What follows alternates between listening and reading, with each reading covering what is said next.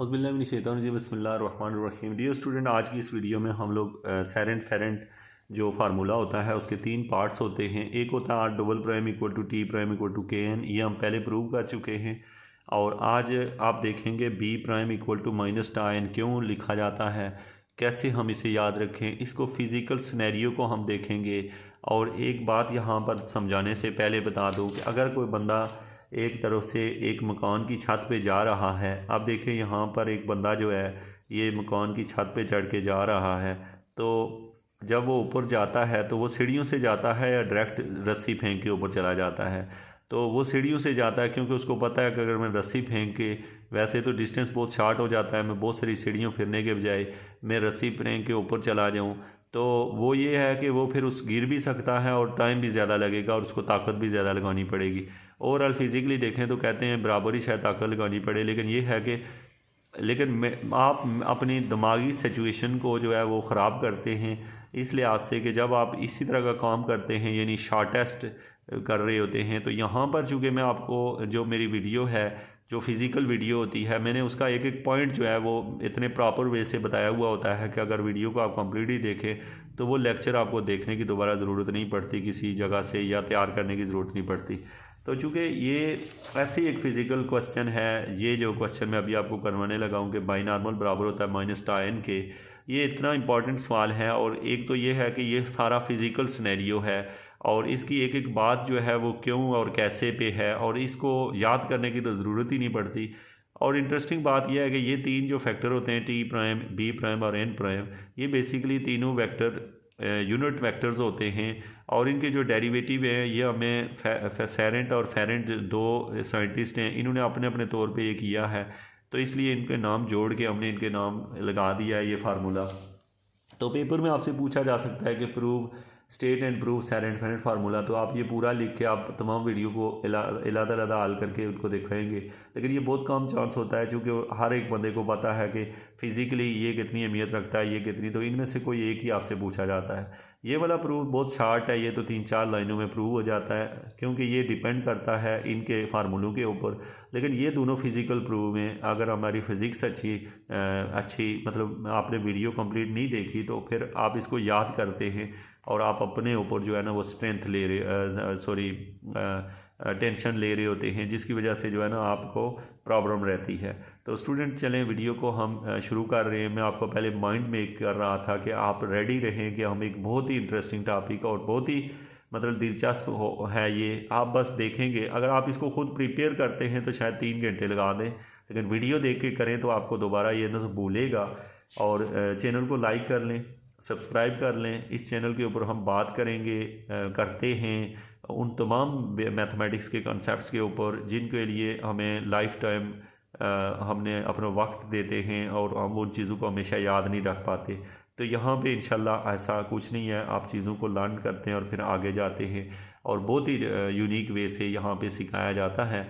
तो यहाँ पर सबसे पहले हमारा सवाल ये हुआ कि ये जो मैं यहाँ से आपको बता रहा हूँ बी प्राइम का मतलब यहाँ पे change in binormal with respect to arc length, इसको पढ़ा जाता है। ठीक है, आर्क लेंथ के रिस्पेक्ट से बी में जो चेंज आता है जिसको हम लिखते होते हैं D B over D S equal to, तो आपको ऐसे भी पूछा जा सकता है कि प्रूव दैट के D B over D S equal to minus tau N, ये इस तरह आपको कहा जा सकता है। अब देखें स्टूडेंट, हम चाहते हैं कि बी का डेरिवेटिव लें, तो बी का डेरिवेटिव लेने के लिए हम इसके कुछ स्टेप्स में इसको हल करेंगे। ये स्टेप 1 है। अब आपने क्लियर ये करना, जब आपका स्टेप 1 क्लियर हो जाएगा तो फिर स्टेप 2 में मैं समझाऊंगा कि क्या करना है। बिस्मिल्लाहिर्रहमानिर्रहीम। तो यहाँ पर स्टूडेंट आप अगर देखें तो स्टेप 1 में हम क्या कर रहे हैं, सबसे पहले हमने यहाँ पे लिख लिया जो बुनियादी चीज़ है, यहाँ पे आप देख सकते हैं, आपने यहाँ लिख ली T dot B equal to T tangent dot binormal बराबर होता है 0 के। अच्छा, ये कैसे हमें पहले ही पता है कि क्योंकि ये जो टेजेंट नॉर्मल और बाई नॉर्मल आपस में परपेंडिकुलर होते हैं, तो लिहाजा इसका मतलब ये हुआ कि इनमें से किसी भी दो का डॉट प्रोडक्ट लें तो 0 के बराबर होता है। तो हमने यहाँ टेजेंट और बाई नॉर्मल का डॉट प्रोडक्ट लिया जो कि 0 के बराबर है, तो ये हमें पहले ही पता था, ये हमने लेट कर दिया। अब हमने इसको डिफ्रेंशिएट किया विद रिस्पेक्ट टू एस जो होता है ये आर्क लेंथ को कहते हैं। What is mean by arc length, एक कर्व जो होती है आपको यहाँ पर मैं दिखा रहा हूँ। एक कर्व ले लें, उस कर्व का जो लंबाई होती है उसका नाम एस होता है, ठीक है। तो हमने उस कर्व की लंबाई के लिहाज से इसको डेरिवेटिव लिया, तो ये ऐसे हम जो प्राइम डाला करते हैं यहाँ पे, वो बेसिकली जब भी लिखा हो तो आप उसका मतलब समझा करें D T over D S, यानी एस के रिस्पेक्ट से उसका डेरिवेटिव होता है। ओके, अब देखें आपने यहाँ पे वो लगाया, इसके ऊपर प्रोडक्ट रूल लगा, first derivative second plus second derivative first equal to 0। अब बच्चों आपको ये जो साथ लिखे होते हैं फार्मूले यहाँ पे, ये पहले से हमने पढ़े होते हैं। टी प्राइम इक्वल होता है के एन के, ये हमें पहले से आना चाहिए। तो ये जो हमारे पास आया, और एन डॉट बी 0 होता है। आपने पढ़ा हुआ है कि जो एन और बी हैं ये एक दूसरे के ऊपर परपेंडिकुलर होते हैं हमेशा। हमने चूँकि यहाँ पे डिफरेंशियल ज्योमेट्री में एन बी और टी को हम तीनों को हमें पता है परपेंडिकुलर होते हैं, तो इसलिए अब इसकी कीमत पुट की के एन, यहाँ पे बी आ गया और यहाँ पे बी प्राइम ही है। याद रखें स्टूडेंट, आप एक मिस्टेक नहीं कीजिएगा, यहाँ पे डॉट प्रोडक्ट बड़ा इंपॉर्टेंट है, उसको कहीं छोड़ मत दीजिएगा, वो हमेशा वेक्टर्स के दरमियान में रहेगा, ठीक है। तो अब यहाँ पे जैसे कोई बच्चा ऐसे लिख दे कि के डॉट एन बी, तो वो गलत लिखेगा क्योंकि के तो एक स्केलर क्वांटिटी है। तो आपने याद रखना है एन बी और टी तीनों वेक्टर हैं और तीनों यूनिट वेक्टर हैं। अब स्टूडेंट यहाँ से हुआ K N dot B equal to T dot B prime. अब देखें एन डॉट बी जो है वो 0 होता है, 0 हो गया, तो यहाँ से जवाब निकला T dot B prime equal to 0। अब आप खुद सोचेंगे अगर आपको ये दिया था टी डॉट बी 0, तो हमने कहा टी डॉट बी प्राइम 0 के इक्वल हो गया। इसके फिजिकल सिनेरियो को हम डिस्कस करें तो इसके क्या मीनिंग निकला है, इस लाइन का क्या मतलब निकला, आप साथ में इसे वीडियो को रोक के नोट कर लें, मैं मतलब बताने लगा हूँ आपको।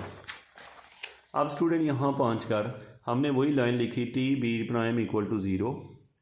अब आप यहाँ पे ये जो लाइनें लिखी हैं ये कोई मुश्किल नहीं है, इस वजह से मैं इनके मीनिंग समझाता हूँ कि आपको ये लिखना है क्या लिखा हुआ। और यहाँ से पता ये चला कि टी और बी प्राइम दोनों परपेंडिकुलर हैं। कैसे पता चला? क्योंकि टी और बी का जो कि जब हमने डेरिवेटिव लिया है, डॉट पड़ा है, तो डॉट पड़ा है 0 होता ही तब है जब वो आपस में परपेंडिकुलर हो। तो इससे हमने एक चीज़ हमने सीखी है, वो ये सीखी है, यहाँ से क्या सीखा आपने ये सीखा कि अगर टी डॉट बी जो है वो अगर परपेंडिकुलर थे तो टी डॉट बी प्राइम जो है वो भी क्या है, परपेंडिकुलर ही है। यानी इसका मतलब है कि टेंजेंट के ऊपर बाइनॉर्मल भी परपेंडिकुलर है और बाइनॉर्मल का जब भी डेरिवेटिव लेते हैं तो वो भी टेंजेंट के ऊपर परपेंडिकुलर ही रहता है। अच्छा, इसका मतलब और भी फिजिकली समझें। फिजिकली ये मीनिंग होते हैं, याद रखें स्टूडेंट, कि जब ये टेंजेंट दिया हुआ है, जब भी टेंजेंट का डेरिवेटिव लोगे तो वो या तो नॉर्मल बनेगा या बाइनॉर्मल बनेगा, ये याद रखें। क्योंकि डेरिवेटिव ये करता होता है कि किसी चीज़ का डेरिवेटिव लो तो वो 90 डिग्री पे वो चीज़ आगे चली जाती है, ठीक है। जैसे मैंने टेंजेंट का डेरिवेटिव लिया, नॉर्मल बना 90 पे, अब जब मैं फिर वो लूँगा तो शायद वो बाइनॉर्मल बन जाए। अब यहाँ पर ये हमने लर्न किया कि जब भी हम अगर इससे हमने 3 चीज़ें सीखी कि जो टी होता है ये परपेंडिकुलर है बी के, ये हमें पहले पता था। अब यहाँ से पता चला कि टी परपेंडिकुलर बी प्राइम के भी है। अब यहाँ पे अंडरस्टैंड कीजिएगा कि परपेंडिकुलर तो 3 ही होते हैं। 3 मतलब एक होता है टी, दूसरा होता है एन और तीसरा होता है बी। अब देखो, अगर हमने कहा टी और बी परपेंडिकुलर हैं तो जब बी प्राइम कहाँ होगा? बी आप ढूंढ के बताएं यहाँ बी प्राइम कहाँ होगा। तो याद रखें कि बी प्राइम जो है जब किसी चीज़ का डेरिवेटिव लेते हैं, जैसे मैंने यहाँ पे b का डेरिवेटिव लिया, जो ही इसका डेरिवेटिव लूँगा तो इन दोनों में से कोई एक बन जाएगा, वो ये खूबी होती है इसमें। अब हमने कहा यहाँ से हमें ये समझ लगी कि t जो है वो परपेंडिकुलर है b के और t परपेंडिकुलर b प्राइम के। इसका मतलब है जब हमने b का डेरिवेटिव लिया तो वो कम से कम टेंजेंट की तरफ नहीं आया, तो इसका मतलब है वो नॉर्मल की तरफ चला गया है। तो होप्स हो कि मैं आपको ये समझा पाया हूँ।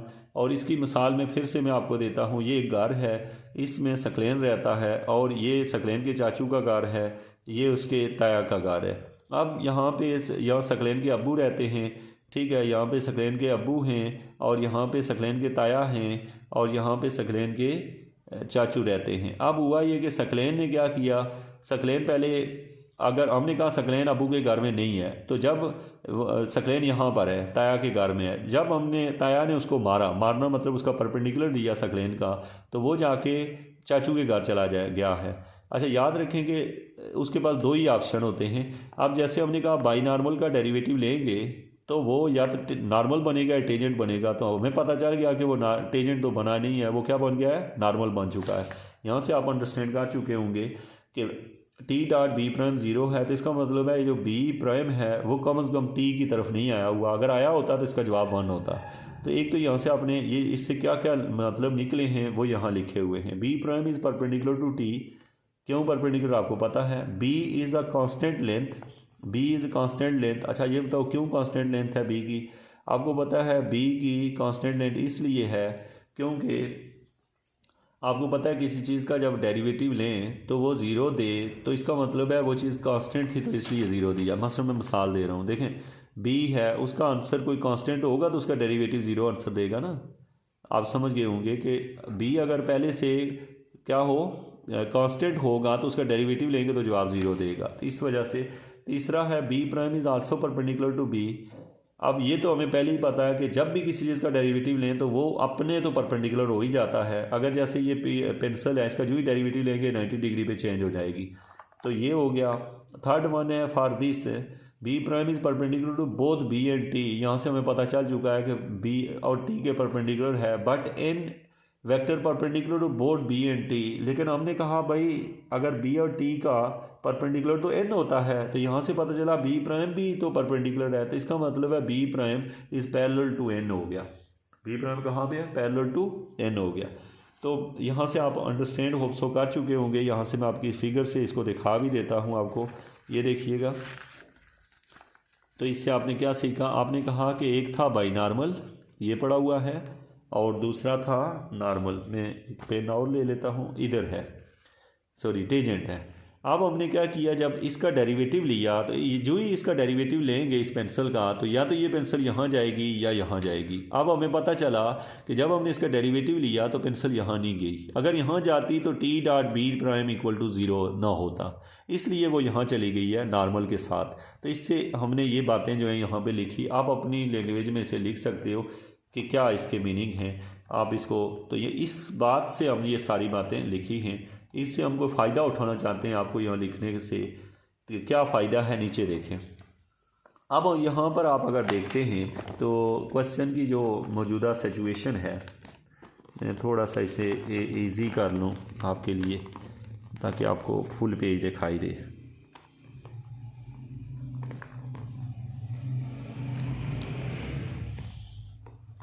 ओके अब देखिए स्टूडेंट, आपके पास आ गया यहाँ पर, तो आपने ये लर्न कर लिया। अब यहाँ से नोट करें कि हुआ क्या है, B prime is parallel to N. अब ये तो हम सीख चुके हैं, इट फॉलोज दैट, इससे पता ही चला कि ये इसके बराबर है। अब इसका क्या मतलब है, ये कैसे लिख दिया हमने। तो यहाँ पर मेरे पास ये देखिएगा, ये ऐसे कैसे आ सकता है। देखें एक वेक्टर है ए वेक्टर जो होता है वो बराबर होता है उसके मैग्नीट्यूड और उसके यूनिट वेक्टर के। यूनिट वेक्टर डायरेक्शन को कहते हैं। अब मुझे कोई बंदा कहता है कि जब तुमने बी प्राइम लिया तो वो किसके बराबर होगा, तो मैं कहूँगा भाई बी प्राइम जो है ना, एक तो वो अपने मैग्नीट्यूड के बराबर भी होगा और साथ में उसका जो भी यूनिट वेक्टर होगा, यूनिट वेक्टर मतलब उस बी प्राइम का यूनिट वेक्टर ये होगा। अब मैंने कहा यूनिट वेक्टर मतलब होता है उसकी डायरेक्शन में। तो स्टूडेंट यहाँ पर आपने ये नोट कर लिया कि इसका ये मतलब हुआ, यानी अगर बी प्राइम है तो बी प्राइम भी। अब चूँकि हमारे केस में ये है कि बी प्राइम का जब मैग्नीट्यूड लेंगे तो ये चूँकि बी प्राइम चूँकि एन की डायरेक्शन में चला गया, तो चूँकि बी प्राइम और एन की डायरेक्शन एक ही है तो इसलिए इसकी जगह डायरेक्शन के पॉइंट ऑफ व्यू से हमने एन लिखा है। सो ड्यू टू दिस हमने इस वेक्टर को इस फॉर्म में लिख दिया, ये बी प्राइम लिखा हुआ है और इस फॉर्म में हमने लिख दिया। ये इक्वेशन नंबर 1 बनी है, यानी कि उसको कंपोनेंट फॉर्म में उसके मैग्नीट्यूड और उसकी डायरेक्शन की फॉर्म में हमने लिख दिया। होप सो कि आपका स्टेप 1 कंप्लीट हो गया। स्टेप 1 बहुत आसान था, इसमें जस्ट हमें फिज़िकल सरकमस्टेंस थे कि ये है बात। वैसे इसके स्टेप 2 ही हैं। एक ये लाइन हमने लिखी कैसे है, इसके लिए हम ये पूरा ऊपर वाला फिज़िकल सिनेरियो हमने देखा है। अब स्टूडेंट हमारे पास आ जाता है स्टेप नंबर 2। स्टेप नंबर 2 को अंडरस्टैंड करने के लिए इसको तो थोड़ी देर के लिए बुला दें। अब हम चाहते ये हैं कि कहीं से डी बी और डी टी एस की कीमत निकाल लें। अगर यहाँ पे डी बी और डी एस की जगह माइनस टा आ जाए तो हमारा प्रूव हो जाएगा, जस्ट माइनस टा आ जाए तो प्रूव हो जाएगा। अब वो वहाँ कहाँ कैसे लाना है इसको देख लें। देखें यहाँ पर बी एक बाइनॉर्मल है। अच्छा याद रखें कि ज़रा बाइनॉर्मल वहाँ पे आप जब वो शेप देख रहे थे कहीं तो होता ही है ना, तो वहाँ से हमने यहाँ पे आपको 2D में यहाँ पे दिखाया हुआ है कि सपोज़ ये वो वाला बाइनॉर्मल है जो वहाँ फिगर में कहीं मौजूद था। अगर ये बाइनॉर्मल है तो जब एक बंदा कहीं जा रहा होता है ना, जैसे यहाँ से ट्रैवल करके जा रहा है ना एक बंदा, जब यहाँ से वहाँ तक जा रहा है, ये बहुत लंबा रास्ता है, तो उसने जब एक ज़रा सा इधर स्टेप लेता है ना कहीं और, तो ये अगर स्टेप का नाम हमने रखा हुआ है, सपोज़ इसका नाम है, तो इसका नाम रखेंगे ए प्लस डेल्टा ए। मतलब इसका ये होगा, ये मैंने बहुत छोटा इसलिए लिखा है कि आपको ये समझाने के लिए कि ये ए बहुत बड़ा है, और ये जो ए प्लस डेल्टा ए नहीं, इसका नाम होगा खाली डेल्टा ए, क्योंकि ये थोड़ा सा ए के अंदर और चेंज आया हुआ है। तो इस चेंज के रिस्पेक्ट से अगर मैं ये लाइन लगाऊं यहाँ पे, तो इसको जब हम ड्रा करते हैं तो थोड़ा जूम करके बच्चों को दिखा रहे होते हैं, यानी कि मैं ऐसे जब बनाया हुआ है तो यहाँ पे जब मैंने लिखा कि ये लंबाई डेल्टा ए है, तो इसका मतलब ये होगा कि ये बहुत थोड़ी है, वैसे आपको बड़ी दिखाई दे रही है, इसकी निस्बत ये ना होने के बराबर है, ये याद रखिएगा। मतलब अगर इसकी कीमत 1 करोड़ है तो इसकी 0.000 समथिंग है। लेकिन अब आपका सवाल है कि अगर सर ये इतनी ही ज़्यादा है और वो इतनी कम है, तो इतनी बड़ी बड़ी क्यों दिखा रहे हैं आप, इसको इतना थोड़ा दिखाएं ना। क्योंकि हम ज्योमेट्री में जब किसी को कोई बात समझाते हैं तो उसको विजुअलाइजेशन के लिए हमने इसको बड़ा दिखाया होता है, ये हमेशा बहुत कम होता है और ये इक्विवेलेंट टू 0 होता है, ठीक है। तो ये इसलिए अब अगर आपको पता है कि अगर ये यहाँ कोई मुझे कहे कि तुम यहाँ पहुँच चुके हो इस पॉइंट के ऊपर, तो मैं उससे ये कहूँगा कि मैंने कितना डिस्टेंस कवर किया, कि ये प्लस ये कवर किया तो वहाँ पहुँचा हूँ। ऐसे होगा ना, जब आपको कोई कहे कि पी पॉइंट पे पहुँचे हो तो कैसे पहुँचे हो, पहले आप यहाँ से यहाँ गए हो और वहाँ से यहाँ पहुँचे हो, तो आपने कितना डिस्टेंस कवर किया, ये प्लस ये। तो इसलिए ये जो डिस्टेंस है आपका ये इतना ही है जितना ये है। तो अब आपका सवाल है कि इसको यूँ क्यों लिखा, क्योंकि भाई हम यहाँ से यहाँ गए, यहाँ से यहाँ गए, तो इस वजह से हमने ऐसे लिखा हुआ है। यहाँ नोट करें कि मैं ए से ई पे गया, ये खुद से नाम रख लिए इसके ए और ई, उसका नाम था बी। अब मैं थोड़ा सा उधर गया और ये इतना थोड़ा है इसके मुकाबले में कि ना होने के बराबर है, हमने जस्ट अपनी विजुअलाइजेशन के लिए बड़ा करके, तो ये हो गया डेल्टा बी। मैं यहाँ से यहाँ गया, यहाँ से वहाँ चला। अब किसी ने मुझसे पूछा बताओ भाई शार्ट में कितना होगा, तो हम कहेंगे उतना ही होगा जितना इन दोनों का सम होगा। ये चूँकि वेक्टर सम की डेफिनेशन के मुताबिक ये उतना ही होगा जितना ये है। तो अब आपको इस फिगर की समझ आनी चाहिए कि ये क्या है, ये शॉर्टेस्ट है और ये हम फुल जा रहे हैं। और ये चूँकि अजीब इसलिए नहीं लगना चाहिए क्योंकि आपको लग रहा है जैसे ये शॉर्ट है, उसकी निस्बत तो बहुत थोड़ा है ना भाई। ये असल में मैं आपको ये बता चुका हूँ कि ये डिस्टेंस इतना थोड़ा है कि आप ये समझ लें कि ये ना होने के बराबर है। अगर ना होने के बराबर है तो दैट्स मीन यहाँ से यहाँ तक का डिस्टेंस और वहाँ से वहाँ तक का डिस्टेंस, ये वाला डिस्टेंस तकरीबन बराबर होगा। मैं क्या बता रहा हूँ आपको कि ए ई बराबर होगा ए एफ के, क्योंकि बीच में ये वाला डिस्टेंस, जैसे मैंने आपको छोटी सी लाइन से दिखाया कि एक बहुत बड़ी लाइन है और आपने उससे आगे ज़रा एक स्टेप लिया हुआ है। ये आप कोई पूछे कि यहाँ से यहाँ तक लंबाई कितनी है, तो आप यही कहोगे ए है। तो कोई पूछे ऊपर वाले पॉइंट तक कितनी है, तो फिर भी कहोगे तकरीबन ए ही है यार, क्योंकि हमने तो ज़रा सा आगे गए हैं ना। लेकिन उसका नाम हमने रखा हुआ है डेल्टा ए, और इसकी लंबाई जो है ना आप देखी जाए तो हम कहते हैं ए प्लस डेल्टा ए। वो जो एक फालतू कदम लिया हुआ है वो भी इसमें आ जाता है, इसलिए हम इसके फिजिकल सिनेरियो को हम ऐसे देख रहे हैं। अब देखें स्टूडेंट, अब हमने कहा फ़र्ज़ किया बी और बी प्लस डेल्टा बी के दरमियान जो एंगल बन रहा है वो डेल्टा फाई है। कीप इन माइंड एक बात बहुत उम्दा होती है कि याद रखो बच्चों, जब आपसे कोई कहता है कि ये जो एंगल होता है ना, एंगल, ये ज्योमेट्री के अंदर इन चीज़ों का बहुत ज़्यादा इस्तेमाल हो रहा होता है और अक्सर बच्चा जो होता है इन सवालों को याद कर लेता है। याद रखो कि यहाँ पे सपोज मैं अगर फीता ले के ना पैमाश करूँ तो यहाँ से यहाँ तक जाऊँगा, फिर यहाँ से यहाँ जाऊँगा, तो मैंने शायद यहाँ से यहाँ पहुँचने में 10 मीटर लगाए हूँ, कितने 10 मीटर डिस्टेंस कवर किया। और अगर मैं यहाँ से यहाँ जाता हूँ अगर, तो मैंने शायद 1000 मीटर डिस्टेंस कवर कर लिया।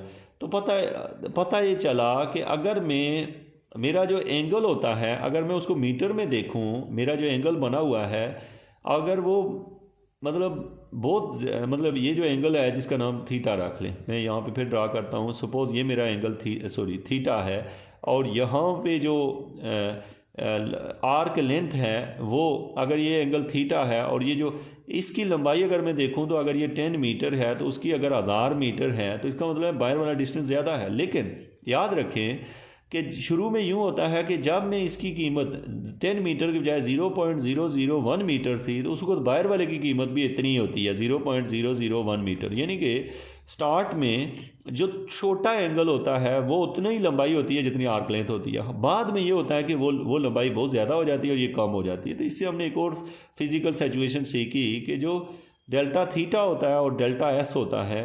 थीटा मतलब, अब मैं इन दोनों में फ़र्क भी बता दूं आपको कि डेल्टा थीटा और डेल्टा एस का मतलब क्या है। इसका मतलब ये होता है स्टूडेंट के यहाँ पर एक कर्व है, उस कर्व के दरमियान में एक जगह है, उसका नाम डेल्टा एस है। उस कर्व की पूरी लंबाई को एस कहते हैं। क्या कहते हैं? कर्व की पूरी लंबाई को एस कहते हैं। और उस लंबाई, उसके टुकड़े को, अच्छा ये इतना छोटा टुकड़ा है कि 9 आने के बराबर है, वैसे आपको जूम करके बड़ा दिखाया जाए, इसको हम डेल्टा एस कहते हैं। अब आपसे कोई कहे कि यहाँ पर एक एंगल बना हुआ है, कहाँ पे? यहाँ पर एक एंगल बना हुआ है, उसका नाम डेल्टा थीटा है। तो आप बताओ कि डेल्टा थीटा और डेल्टा एस में क्या रिलेशन है। तो अब हम कहेंगे कि ये असल में हमें वैसे बड़ा दिखाया गया है, ये इतना छोटा है, इतना छोटा है कि तकरीबन ये दोनों बराबर ही हैं। लेकिन अगर मुझसे कोई बंदा यूँ पूछे कि ये एक एंगल थीटा है और ये आर्क लेंथ एस है, तो इन दोनों में रिलेशन बताओ, तो हम कहते हैं हम इनको रिलेट नहीं कर सकते, क्योंकि एस बहुत ज़्यादा होगा थीटा की निस्बत। ठीक है, तो इसलिए जब हम लिमिटिंग केस कहते हैं, माइक्रोस्कोपिक बेसिस पे देखते हैं, तो ये बराबर होते हैं, क्योंकि ये बहुत थोड़े थोड़े होते हैं, इस वजह से ऐसे कहा जाता है। तो इस फिज़िकल ज्योमेट्री से मैंने आपको ये समझाने की कोशिश की है कि डेल्टा बी और डेल्टा फाई एक जितने हैं, और ये समझाने की कोशिश की है कि ये वाला उसके बराबर ही है। उसकी रीज़न ये क्योंकि डेल्टा बी 9 होने के बराबर है। और ये फिज़िकल सिचुएशन खाली यहाँ नहीं होती, हर ज्योमेट्री के अंदर यही यूज़ होती है। इवन डेरिवेटिव की डेफिनेशन से लेके हर जगह इसी डेफिनेशन से स्टूडेंट कतराते हैं और वो फिजिकल यानी डिफरेंशियल ज्योमेट्री को लर्न नहीं कर पाते। अब यहाँ पे स्टूडेंट आया है let A is equal to B. यहाँ से मैंने कहा ए ई को बी कह दिया, ए एफ को बी प्लस डेल्टा बी कहा, और ई एफ को कह दिया डेल्टा बी। अब स्टूडेंट हम यहाँ से कहते हैं कि चूँकि डेल्टा बी जो है वो 9 होने के बराबर है, तो सो इसका मतलब है कि ये और ये दोनों आपस में बराबर होंगे, तकरीबन बराबर होंगे, एग्जैक्टली नहीं लेकिन तकरीबन। मतलब जैसे 1 किलो चीनी के अंदर एक वो डाल दें आप, जो घास का एक तिनका डाल दें, तो चीनी के वज़न पे क्या फ़र्क पड़ना, ये उसकी मिसाल उसकी तरह का है। तो हमने कहा तकरीबन ये बराबर ही है, एब्सोल्युटली। अगर ये बराबर है तो अब हम कहते हैं अगर ये बराबर है तो तकरीबन फिर ये चूँकि डिस्टेंस चूँकि 9 होने के बराबर है, तो इट्स मीन ये दोनों भी क्या हो जाएंगे, बराबर हो जाएंगे। कौन कौन से, यहाँ से नोट कीजिएगा। तो ये बन गया लिमिटिंग केस। लिमिटिंग केस क्या है कि delta B over delta S, जब डेल्टा एस 9 होने के बराबर होगा, यानी जो डेल्टा एस कहाँ होता है आपको समझो, यहाँ पर मैं आपको दिखा देता हूँ फिगर के अंदर भी आपको बताओ। डेल्टा एस हमेशा यहाँ बाहर से घूमी हुई एक कर्व को कहते हैं, ये इधर से घुमा हुआ जा रहा होता है। ठीक है, ये जो होता है ना, ये होता है डेल्टा एस। ठीक है, ये बाहर, और ये जो शॉर्टेस्ट डिस्टेंस है वो है डेल्टा बी। बाहर वाला जो है ना, ये जो है ये डेल्टा एस है। ओके, अब स्टूडेंट हमने कहा कि जो delta B over delta S का रेशो है, ये दोनों तक के दरमियान रेशो लिया। जब डेल्टा एस बहुत थोड़ा होता है तो ये बन जाता है, अब यहाँ पे हमने लिख दिया delta phi over delta S, इनके मैग्नीट्यूड को ऐसे लिखा हुआ है। ये दोबारा से वही लिखा हुआ है इसमें को, तो हाँ नहीं ये ठीक लिखा हुआ है। ये है डेल्टा बी, वो है डेल्टा फाई, क्योंकि आपने पढ़ा है, क्या पढ़ा, इसको देखें यहाँ पर ये जो नहीं लिखा हुआ डेल्टा बी, हमने कहा डेल्टा बी डेल्टा फाई के बराबर है ना, तो यहाँ पे हमने वही लिख दिया। इस जगह पे आप देखें तो ये है डेल्टा बी और delta S, change in binormal with respect to arc length equal to, इसकी कीमत डेल्टा बी की जगह डेल्टा थीटा रख दिया, क्योंकि हमने कहा तकरीबन ये बराबर हैं। अब यहाँ पर पहुँच गए हैं हम। अब स्टूडेंट यहाँ पे जो ही आप पहुँचे हैं, तो अब आपने इसको मैग्नीट्यूड फॉर्म में लिख दिया। क्यों? अब देखिए ये डेफिनेशन है डेरिवेटिव की, ये क्या है, ये डेरिवेटिव की डेफिनेशन है। तो इसको अगर मैं D B over D S कह दूँ, D B over D S कहूँ, क्योंकि आपने छोटी क्लासों में पढ़ा हुआ है कि अगर ऐसे सवाल लिखा हुआ आपको नज़र आए कि limit delta T approaches to zero delta X over delta T हो, तो ये चीज़ होती है D X over D T बन जाता है। ये बात तो आपको पता ही है, ऐसे आपने पढ़ा हुआ है। तो ये लिमिट की डेफिनेशन है कि जब नीचे वाली चीज़ अप्रोच करती है ज़ीरो को, तो वो जो होता है टोटल डेरिवेटिव में कन्वर्ट हो जाता है। यही काम हमने यहाँ किया कि जब यहाँ डेल्टा फाई ओवर हमने डेल्टा एस किया, तो वो बन गया D phi over D S या D theta over D phi. इस वजह से हमने, सॉरी ये क्या था, ये है डी बी ओवर, ये बन गया D B over D S उस डेफिनेशन से, और दूसरी साइड पे क्या है, इसका हमने मैग्नीट्यूड डाला। अब यहाँ पे आपके जो यहाँ हमने बात की, अब आपने पढ़ा हुआ है कि जो चेंज इन बाइनॉर्मल होता है विद रिस्पेक्ट टू एस, ये मैंने पिछले लेक्चर में आपको डेफिनेशन बताई है टार्शन की। टार्शन क्या होता है, change in binormal with respect to arc length को बाइनॉर्मल कहते हैं। Change in binormal with respect to arc length को टेंजेंट टा कहते हैं। तो इसको हम मैग्नीट्यूड में लिख सकते हैं, और इसकी ये क्या होता है, ये होता है D phi over D S को टा कहते हैं। अच्छा याद रखें, D theta over D S को कर्वेचर कहते हैं और इसको टा कहते हैं। अब मैं आपको पीछे बता चुका हूँ, पिछली वीडियो देखे क्या डिफरेंस होता है। अब ये निकला है टा के बराबर, तो ये जो टा की कीमत निकली इक्वेशन नंबर 2 में, इक्वेशन नंबर 2 में जो टा की कीमत है, इस कीमत को जाके हम इक्वेशन नंबर 1 में रखते हैं। इक्वेशन नंबर 1 यहाँ लिखी हुई है जो आपने पहले हल की है, ये देखें, ये है D B over D S. इसकी जगह आपने रखना है प्लस माइनस टा। क्या रखना है, प्लस माइनस टा रख देना है। तो इससे प्रूव हो गया कि बी प्राइम बराबर है प्लस माइनस टा एन। अब यहाँ पे आगे देख लें इसके फिजिकल सिचुएशन। ये हमने उसकी कीमत निकली, हमने इसको ऐसे लिख दिया। जब हमने इसको ऐसे लिखा तो यहाँ पे लिखा था negative sign shows that if ta is positive then dB over ds and n are in a opposite direction। इससे पता चला कि जब नेगेटिव साइन ये दिखाता है यहाँ पे कि टा जब पॉजिटिव लेंगे हम ना, then dB over ds and n are in a opposite direction। dB और ये जो n होगा ये अपोजिट डायरेक्शन में होंगे, ठीक है। अब यहाँ पर एक फिजिकल सिचुएशन है जो आपको अभी नज़र नहीं आ रही, मैं आपको दिखाता हूँ। तो इसको जस्ट एक छोटा सा आप फार्मूला समझ के वो समझते हैं। तो होता ये है कि देखें स्टूडेंट, अगर मेरे पास लिखा हो ना 2i, तो आपको समझ आया कि ये एक वेक्टर है और इसके साथ 2i लिखा है। तो मुझे कोई कहे कि एक वेक्टर है उसके साथ 2n लिखा है, तो इसका यही मतलब है जो ये मतलब है। सॉरी, क्यों भाई, ये टी आई क्या है या जे क्या होता है, यूनिट वेक्टर है। तो ये भी तो यूनिट वेक्टर है, तो उसके साथ वाली जो कीमत होती है ना वो मैटर नहीं करती, वो एक कांस्टेंट होती है। तो मुझे कोई कहे कि A vector is equal to minus N unit vector, तो इससे हमें एक बात समझ लगी कि जो डायरेक्शन ए वेक्टर की होगी, इसके जो यूनिट वेक्टर होगा ये उसके बिल्कुल ये अपोजिट होगा। इसके कहने का मतलब कि अगर मेरा ए वेक्टर इधर जा रहा है तो जो एन वेक्टर होगा वो अपोजिट जा रहा होगा, क्योंकि ये भी तो एक वेक्टर है वो भी वेक्टर है, दोनों में नेगेटिव का डिफरेंस है। तो यहाँ पे यही बात की गई है कि टा एक कांस्टेंट के तौर पे काम कर रहा है, और एन और बी चूँकि दोनों वेक्टर हैं, इसके नीचे एक वेक्टर, अच्छा डिफरेंशियल ज्योमेट्री में वेक्टर मैंने यहाँ इन जगहों पे ऊपर पड़ा हुआ है, आप नीचे डाल लिया करें ताकि ये हो कि आप जब डेरिवेटिव लें तो कन्फ्यूज़ ना हो। तो इसलिए हमने कहा टा तो एक कांस्टेंट है, तो इसलिए एन और डी बी की डायरेक्शन अपोजिट है। नेक्स्ट क्वेश्चन है आपका कि यहाँ पे प्लस माइनस था, यहाँ माइनस क्यों लगाया।